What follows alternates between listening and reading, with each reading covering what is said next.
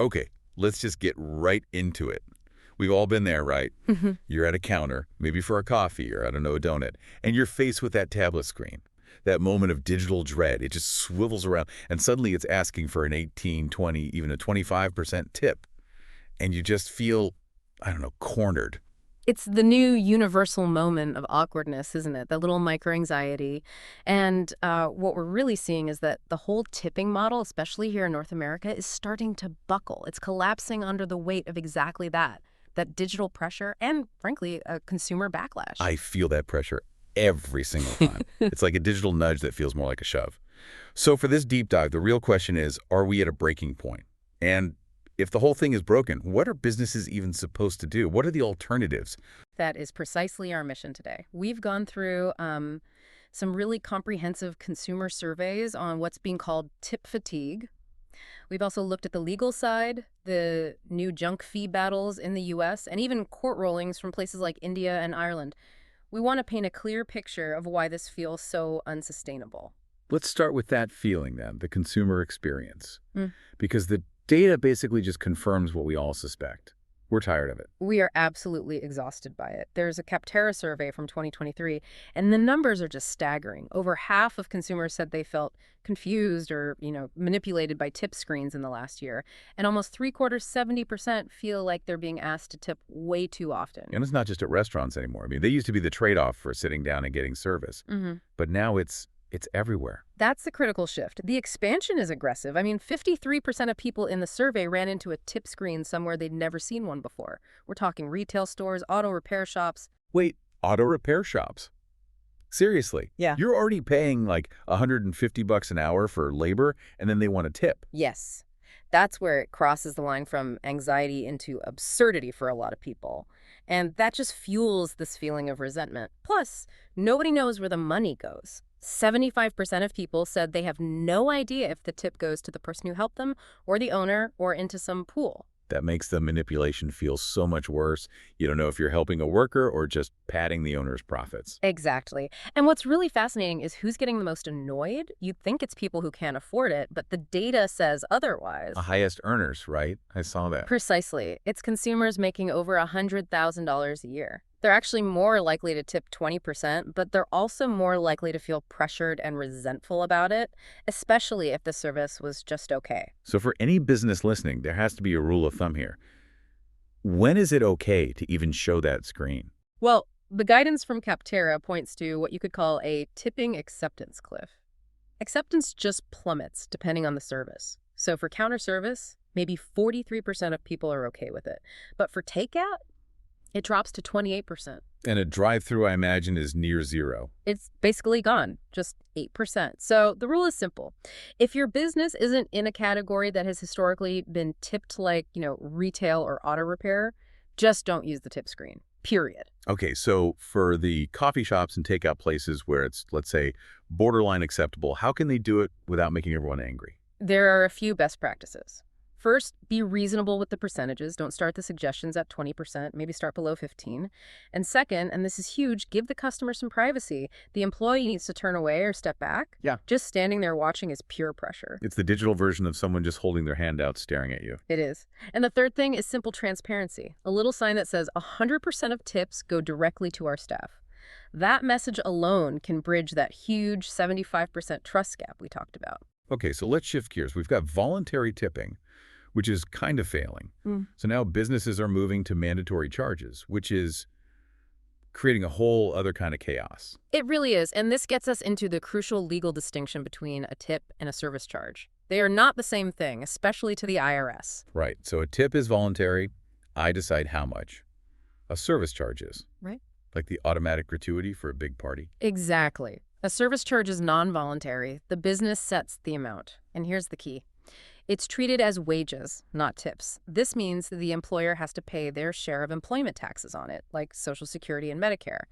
It actually costs the business more money to use a service charge model. And that detail throws us right into the whole junk fee debate that's happening now. Lawmakers are trying to crack down on all these hidden surcharges. Yes, the whole movement is about price transparency. In California, they passed a law, SB 478, and it caused total confusion.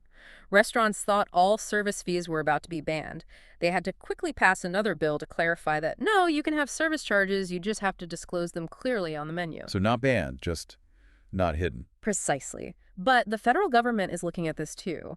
The FTC has a proposed rule that could effectively ban restaurant surcharges nationwide if they aren't included in the upfront menu price. But with all that legal pressure, why do so many restaurants, especially the sort of high-end or progressive ones, want to use service charges? It's all about wage stability and equity, specifically for the back-of-house staff. The kitchen staff, the cooks, the dishwashers? Right. In many places, tipping laws prevent them from being part of the tip pool. So you get this huge pay gap where servers make a killing on a busy night and the cooks who made all the food get their standard hourly wage.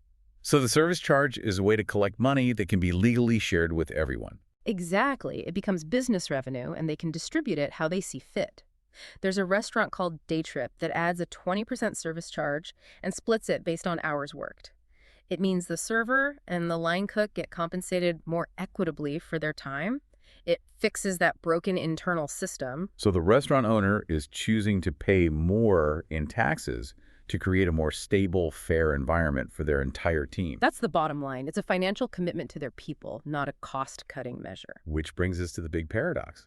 If hidden fees are bad, why not just bake the cost into the menu prices?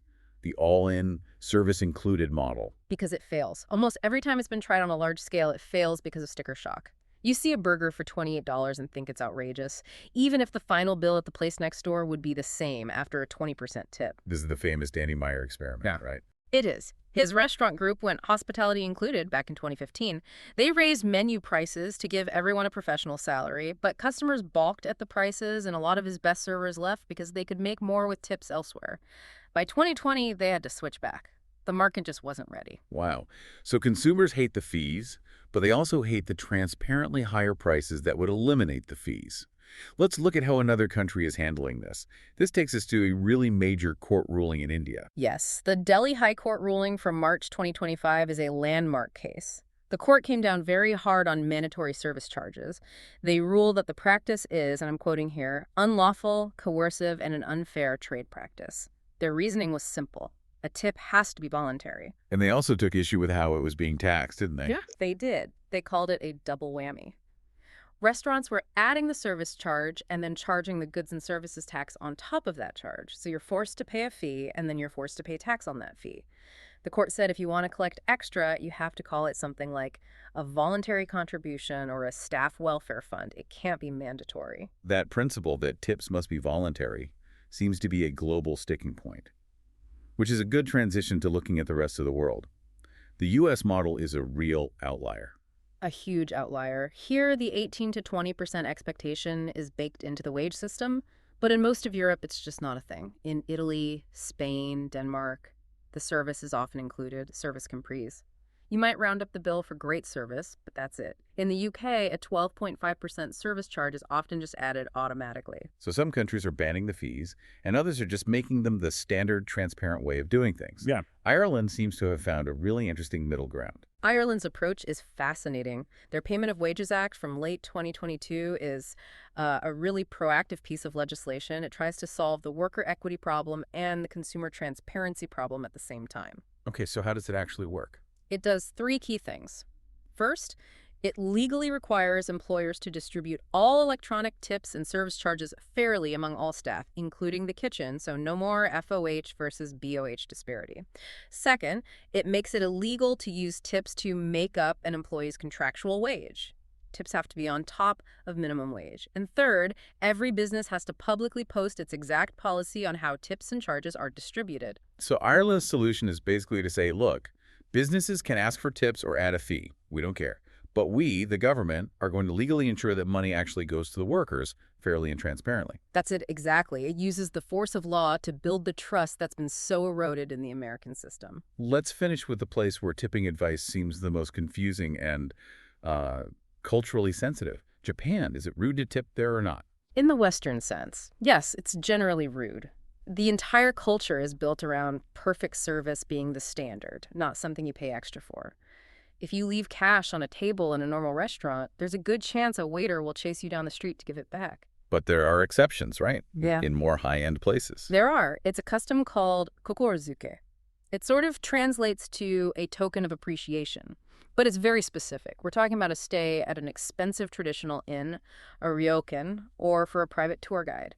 And the key is absolute subtlety. So how's it done? Well, you might just refuse small change on a taxi fare, for example. Or for a longer stay, you'd put some cash in a special little paper envelope, a pochibukuro, and give it to your host discreetly, either at the beginning or end of your stay. It's a gesture of respect, not a transaction. It's never done out in the open. So bringing this all back home, we've got consumers who are completely exhausted by digital tipping. And at the same time, we have restaurants trying to create fair wages with service charges. But those are being attacked legally and politically. It just feels totally unsustainable from both ends. The industry needs a predictable way to pay a living wage. But the main tools they have, raising prices or adding fees, are both failing. Raising prices leads to sticker shock, and mandatory surcharges are increasingly being outlawed or rejected by the public. Which leaves us with a really provocative final thought.